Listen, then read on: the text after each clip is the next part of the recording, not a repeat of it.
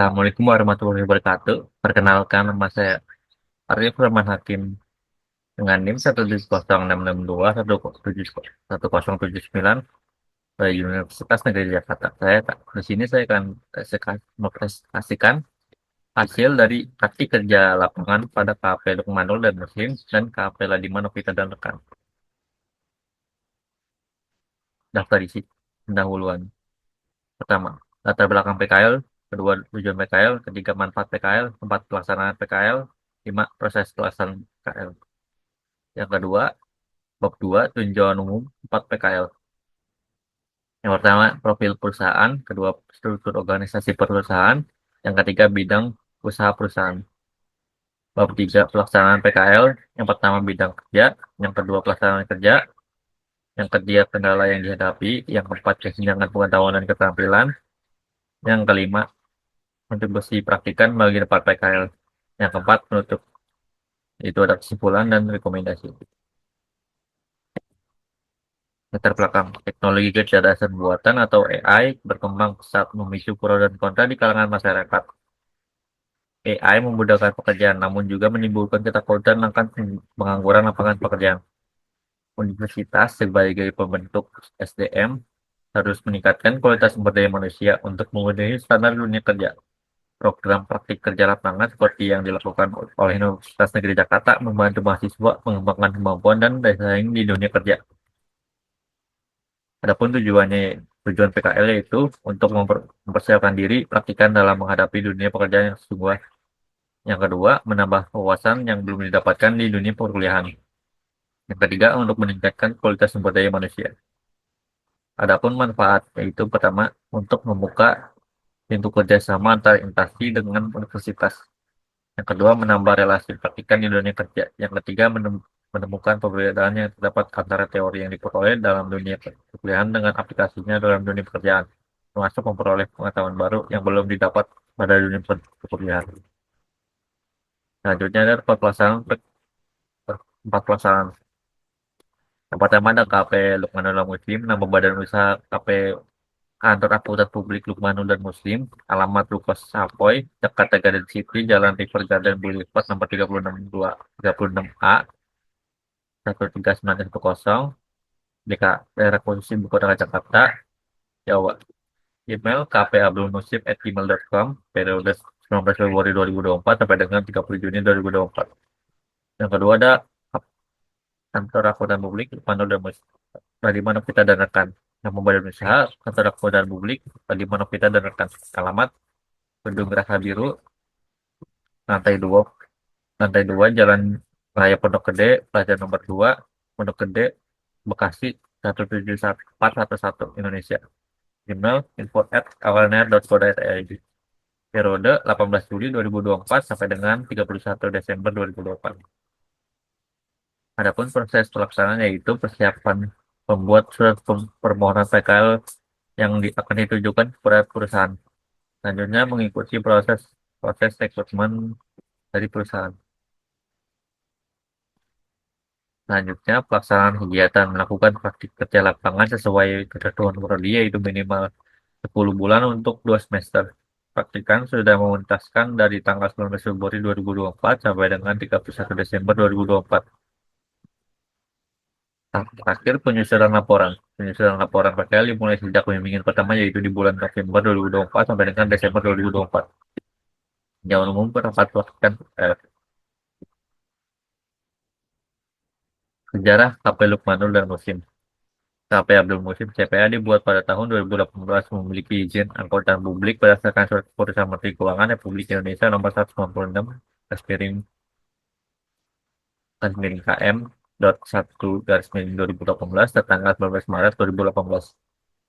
Bapak Abdul Musim memiliki klien BUMN, BUMD, swasta, dan lain-lainnya. Bapak Lukmanul Hakim Rusdi memperoleh izin berdasarkan Surat Keputusan Menteri Keuangan Republik Indonesia Nomor 170 garis miring KM .1 garis miring 2016 pada tanggal 4 Februari 2016. Melakukan merger pada tahun 2001.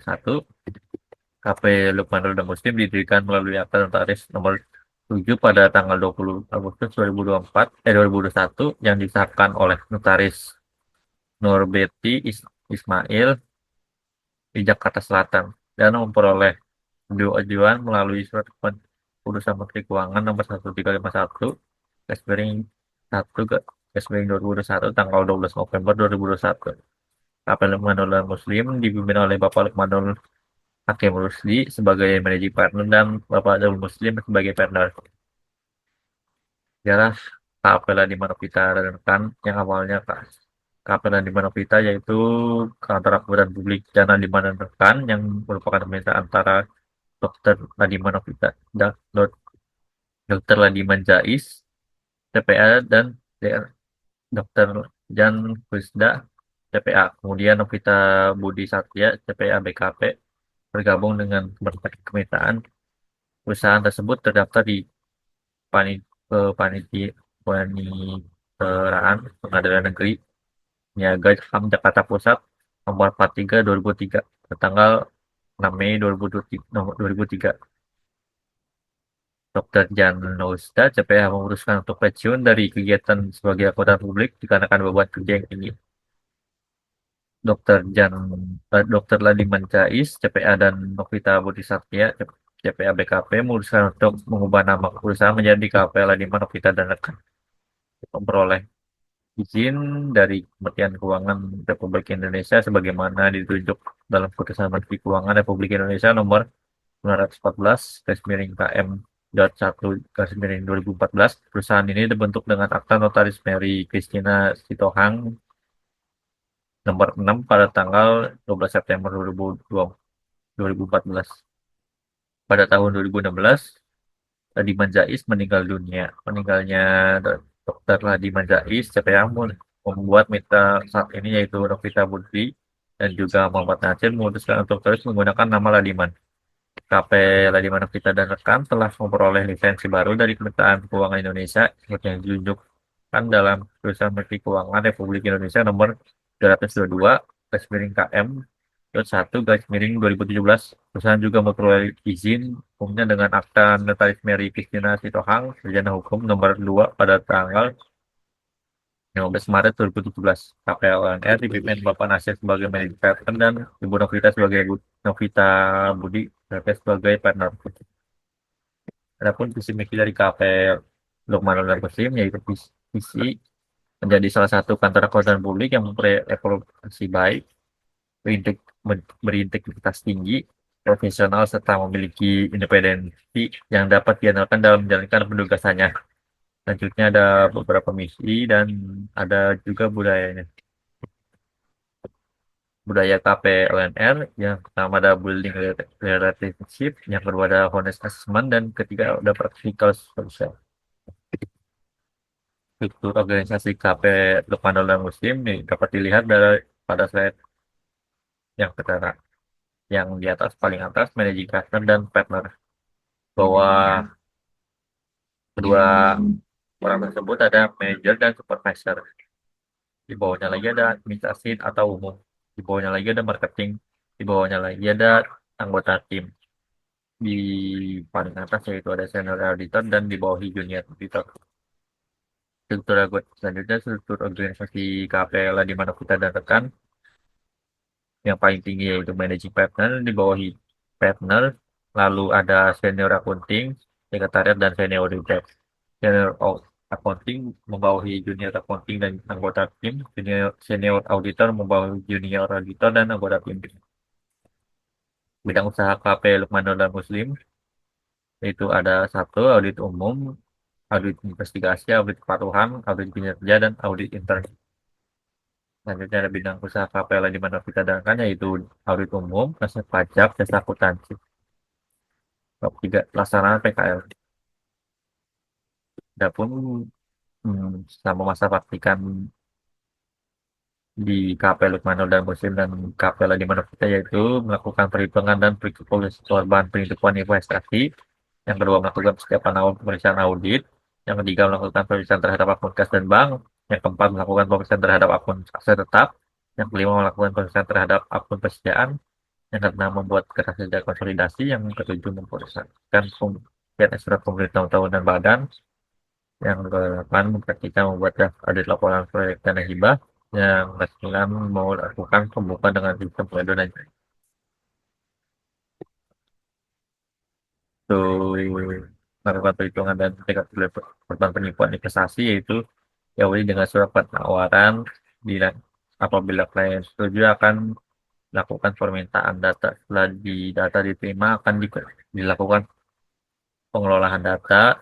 Selanjutnya yaitu dari dokumen tersebut di voting, di dokumen dan konfirmasi kepada korban. Selanjutnya jika sudah selesai maka data akan dikembalikan dan akan diterbitkan laporan. Yang kedua adalah melakukan persiapan awal pemeriksaan yaitu pertama bentukan materialitas yang ya tujuannya mengetahui salah saji yang dapat diterima. Yang kedua ada jumlah sampel dan pemilihan sampel tujuannya untuk mendapatkan bukti yang cukup untuk mendukung opini auditor. Yang ketiga ada pengujian general ledger dan trial balance agar pembukaan dilakukan dengan benar dan tanpa kesalahan. Yang keempat yaitu ada pengujian saldo awal dan saldo akhir, yaitu kesinambungan antara periode sebelumnya dan periode saat ini. Yang ketiga ada pengujian terhadap saldo kas dan bank. Untuk pengujian terhadap saldo kas, yaitu ada melakukan cash of name. Yang kedua untuk kas, yang untuk bank itu dilakukan konfirmasi dan rekalkulasi kurs. Apabila terjadi selisih akan dilakukan pengujian tambahnya itu completeness atau rekonsiliasi. Pengujian completeness dilakukan apabila terdapat selisih yang material. Keempat, yaitu melakukan pemeriksaan terhadap aset tetap. Prosedur pertama yaitu tes of detail aset tetap dilakukan diawali dengan tes of detail biaya apabila ada biaya yang masuk kriteria aset tetap. Terkadang pihak perusahaan itu lupa gitu nyatet membukuin jadi aset tetap. Jadi kadang-kadang kita juga perlu harus ngeliatin vouching biaya. Yang kedua dilanjutkan ke TOS of detail aset tetap. Untuk prosedur selanjutnya yaitu pemeriksaan fisik, pemeriksaan kepemilikan dan kondisi fisik dari aset. Yang prosedur ketiga yaitu kinerja ulang aset tetap, pemeriksaan pencatatan aset tetap dari depresiasi dan umur ekonomi sudah sesuai dengan yang ada di laporan keuangan perusahaan. Selanjutnya yang kelima pemeriksaan terhadap persediaan. Prosedur pertama yaitu stock of name untuk melakukan perbandingan antara kuantitas yang sebenarnya dengan yang ada di catatan perusahaan. Prosedur yang kedua yaitu valuation test, menguji apakah metode pencatatan perusahaan seperti FIFO, LIFO, dan average sudah sesuai dilakukan, dan menguji apakah saldo per barang sudah wajar. Selanjutnya prosedur ketiga yaitu net net realizable value, ujian net realizable value untuk menguji nilai posisian di mata pasar, yaitu menggunakan harga harga sama seperti valuation test, menguji harga normalnya dibandingkan dengan harga pasar. Yang keenam, pengisian SPT badan menggunakan e-filing. Yang satu, menyiapkan laporan keuangan periode pelaporan. Yang kedua, download e-filing dari Ditjen Pajak. Yang ketiga, mengisi terlebih dahulu formulir 6, dilanjutkan ke formulir 5 sampai dengan formulir 1. Yang kelima ada mengisi formulir V1A untuk daftar aset tetap dan penyesuaian fiskal. Yang keenam, pengisian formulir 8A untuk neraca dan laba rugi.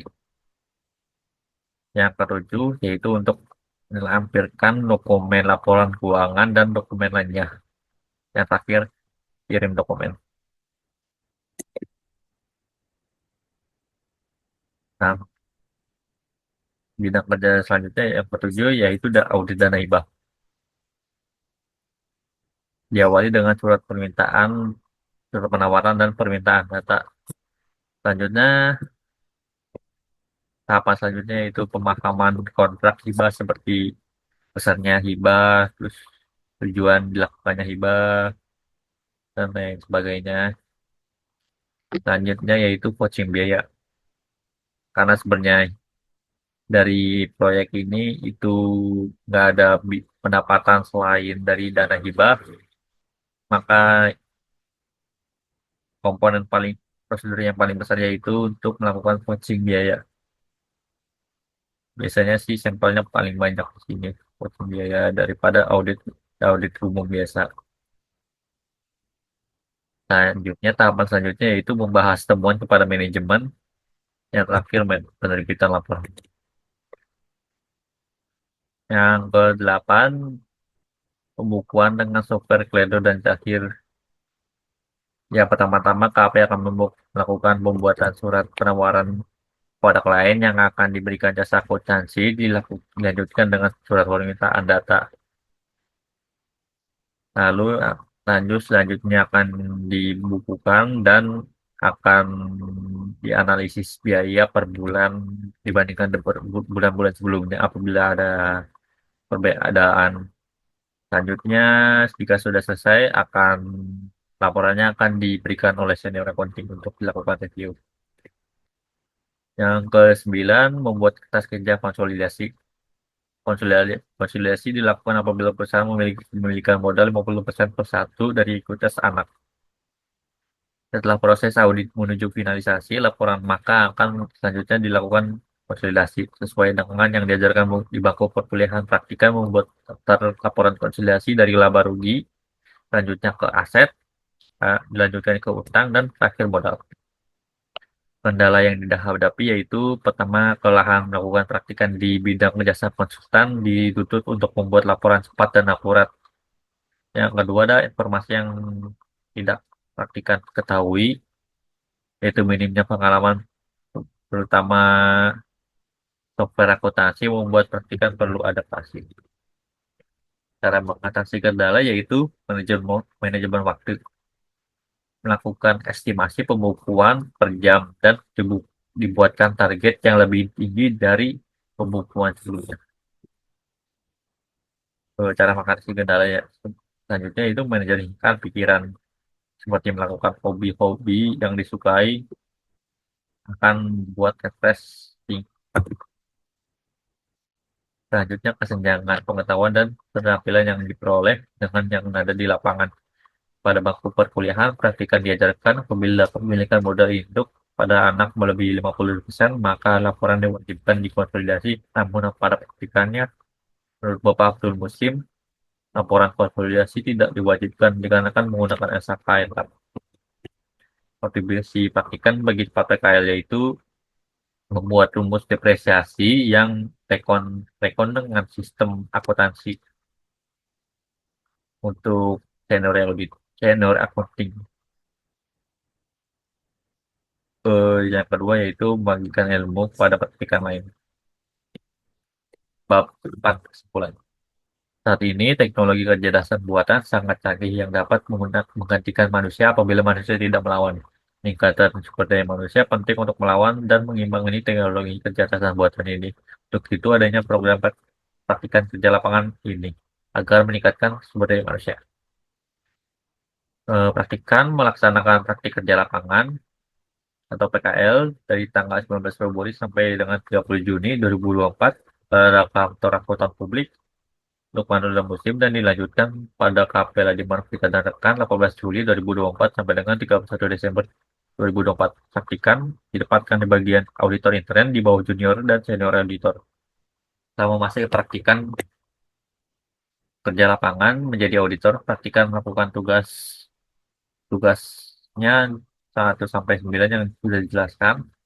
Dan adapun kendala-kendala yang dihadapi praktikan seperti kelelahan dan kurangnya ilmu pengetahuan praktikan, kendala-kendala tersebut dapat diatasi oleh praktikan dengan manajemen waktu dan menyatukan pikiran dengan hobi. Saran untuk Universitas Negeri Jakarta, yang pertama lebih terbuka untuk menjalani kerjasama pada instansi-instansi untuk program PKL. Yang kedua, responsif responsif dan kejelasan informasi perlu ditingkatkan. Yang untuk HP Lukmano dan Musim, sebaiknya dibuatkan SOP yang jelas terkait hak dan kewajiban karyawan. Yang kedua, prosedur-prosedur audit perlu ditambahkan agar dapat mendukung opini. Yang untuk HP di Vita dan rekan, yang pertama perlu ditingkatkan manajemen waktu. Yang kedua, anggota tim diharapkan tidak terpaku dengan kertas kerja pemeriksaan tahun sebelumnya. Terima kasih, sekian dari presentasi saya. Kurang lebihnya mohon maaf. Wassalamualaikum warahmatullahi wabarakatuh.